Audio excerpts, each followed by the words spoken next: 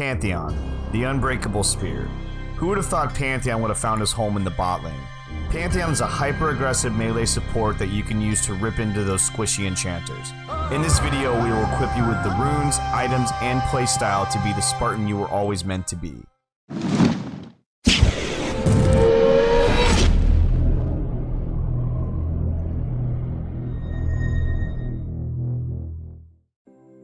What's going on, guys? So this is the main rune page you're going to use for Pantheon support. You're going to want to go to the precision tree and press the attack keystone. The reason you want press the attack is because press the attack will automatically trigger on your empowered W, and it's a giant damage spike for both you and the ADC, so it's really good to pick. Presence of Mind is also very good for your second tree. Pantheon's got kind of a shitty mana pool in the beginning of the game, so this will help you get that extra Q or extra W in. As far as your legend, Bloodline is generally the pick you're going to go. But for whatever reason, if the enemy team's got a lot of CC, you can switch to Tenacity if you want to. But Bloodline, I think, is just better. And then the last one, you're going to go Coup de Grace. There might be a case for Last Stand. I haven't tried it yet. I prefer Coup de Grace. But maybe there's a case for it. If you guys have tried it and you like it, let me know in the comments.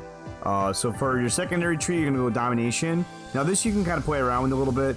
I like to go Relentless Hunter and Cheap Shot most of the time, but you can change it up. Like sometimes you can go Zombie Ward and maybe like you can do like Zombie Ward and Sudden Impact because your W triggers Sudden Impact. It just depends on what you need for the game.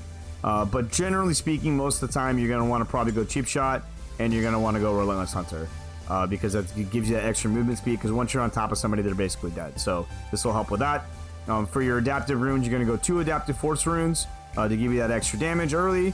And then your last pick here is going to most likely be defense for magic resist because most bot lanes that you're going to be up against are going to be AP. You generally don't want to play Pantheon into a tank, but if you're playing against like a Zyra or really any AP mage, Xerath, whatever, you want to take the magic resist to help you not get bursted down because Pantheon's base MR is really bad. Cool. So that's your main tree, and then the secondary tree that you're going to run is Aftershock. Now the reason you'd run Aftershock, that would be if your ADC is running press the attack. It doesn't excuse me, it doesn't happen that often, but if your ADC, you want to communicate with them and find out if they are running press the attack. If they are running press the attack, you want to make sure you're running Aftershock. You don't want 2 press the attacks in the same lane. It's just not going to be that great.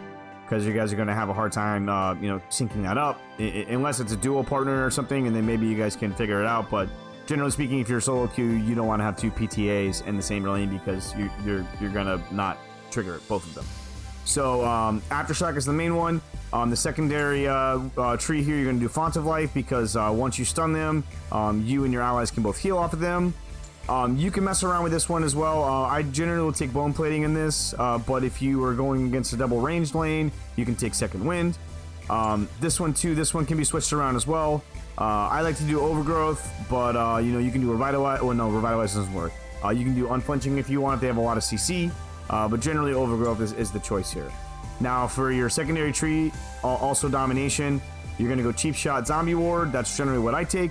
But once again, you can mess around with this if you want to. If you want to have Sudden Impact or really any of the other choices in the other tree, you can do it the same way as well. It's just up to your playstyle.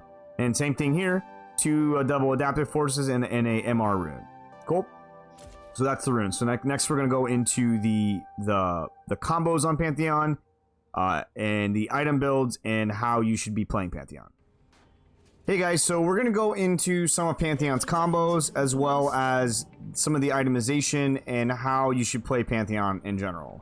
So we're going to set our cooldowns to auto refresh. You're going to refresh mana and ability. So the first ability you're going to take is you're going to be your W. It's always going to be your W.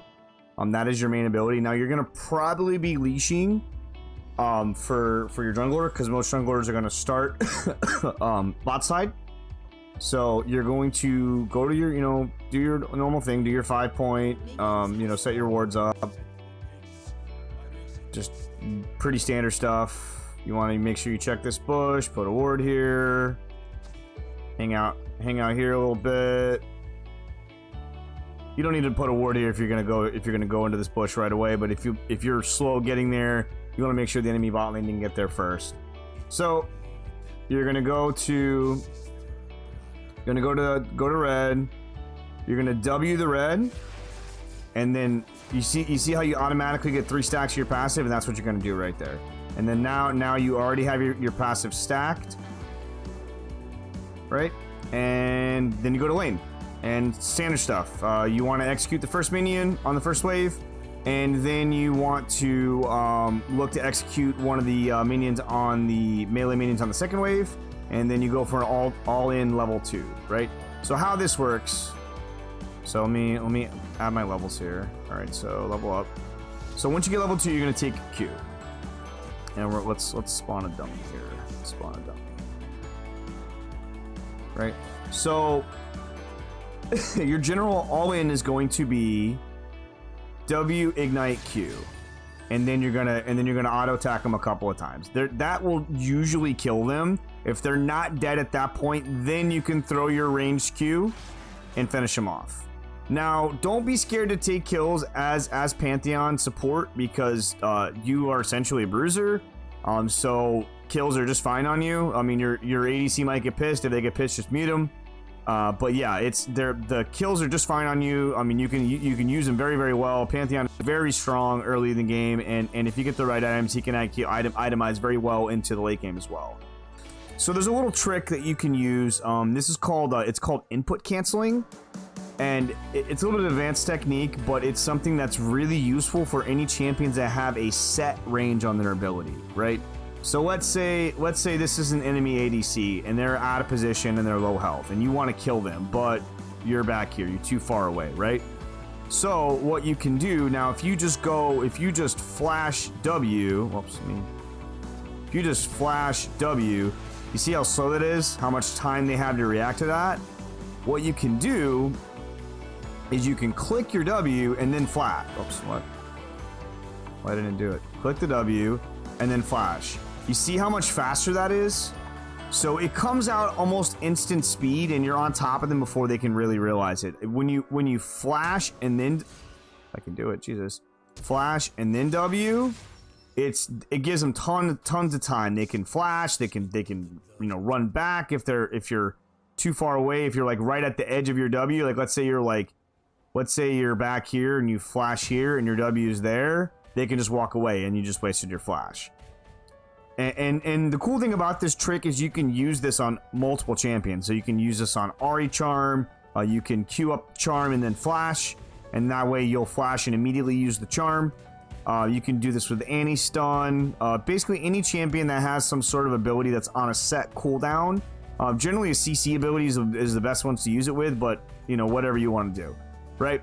So another thing I see a lot of supports Pantheons do is they will just randomly throw out Qs in the lane. It's not worth it. The mana is too much and it just doesn't do that much damage. Like, look, I'll show you how much damage it does. Right? Well, now we have some ranks in it, but it does 82 damage at rank 1.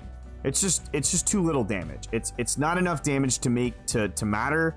So, and it's just a waste of mana. So the only time you want to throw a Q out is if you are trying to kill somebody that's running away, or you're a low health, but you don't want to leave the fight. You want to kind of stick around for your teammates, so you can kind of just stand back and throw Qs from a distance, right?